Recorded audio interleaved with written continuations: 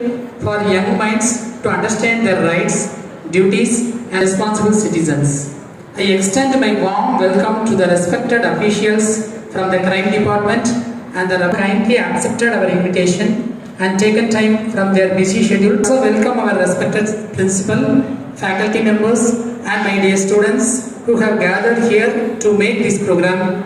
We believe this session will be highly informative and beneficial for all of us.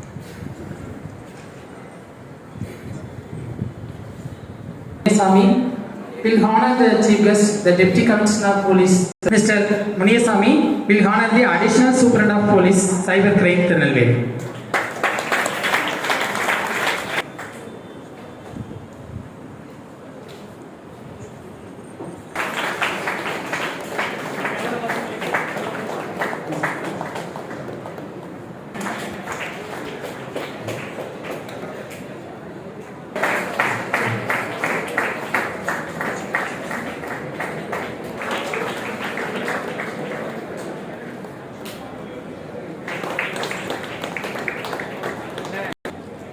அனைவருக்கும் மாலை வணக்கம்.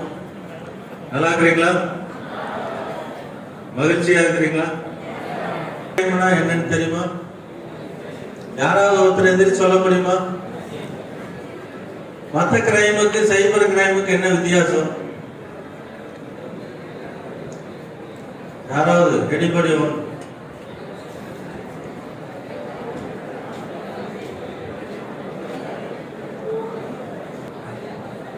இந்த சைபர் கிரைம்னா என்ன, அதனால என்னென்ன பாதிப்பு, அது எப்படி ஃபங்க்ஷன் ஆகுது, கிரிமினல்ஸ் எப்படி ஒர்க் பண்ணுறாங்க, நாங்கள் எப்படி ஒர்க் பண்ணுறோம், அவங்கள எப்படி அரெஸ்ட் பண்ணுறோம் அப்படிங்கிறத உங்களுக்கு இந்த கிளாஸ் முடியும் போது தெளிவாக தெரிஞ்சுக்கலாம்.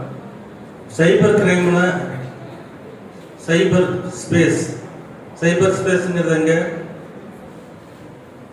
இணையத்தில் நெட்வொர்க், அதில் நடக்கக்கூடிய குற்றங்கள். இப்போ அந்த காலத்தில் பார்த்தீங்கன்னா ஒரு திருடணும்னா பிளான் பண்ணணும், வடிவேல் சொல்கிற மாதிரி பக்காவாக பிளான் பண்ணி பண்ணணுங்கிற மாதிரி என்ன பண்ணணும், ஒரு வீட்டில் எங்கே வச்சுருக்காங்க, என்னென்ன ரூம் இருக்குது அப்படின்னு ஒரு 1 வீக்காவது அவன் ஃபாலோ பண்ணி அந்த வீட்டில் இருக்கக்கூடியதை களவாடணும், திருடணும். ஆனால் சைபர் கிரைம் அப்படி கிடையாது. முதல்ல மனிதன் எதையை திருடினான்? தானியங்களை திருடினான். எதைய?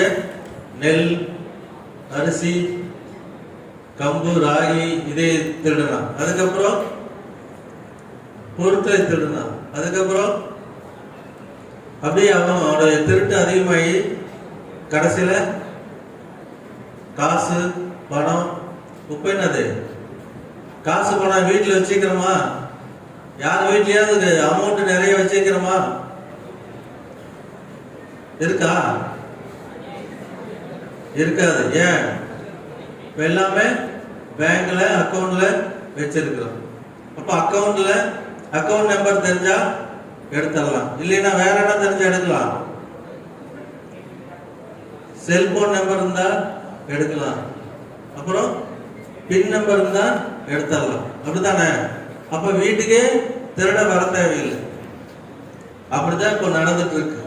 சைபர் கிரைம்ங்கிறது இணையத்துல ஒருத்தரை ஏமாத்தி பணத்தை பிடுங்கிறது, அல்லது ஒருத்தரை பத்தி அவமரியாதையா பதிவிடுறது, எல்லாமே கிரைம்ல வந்துடும்.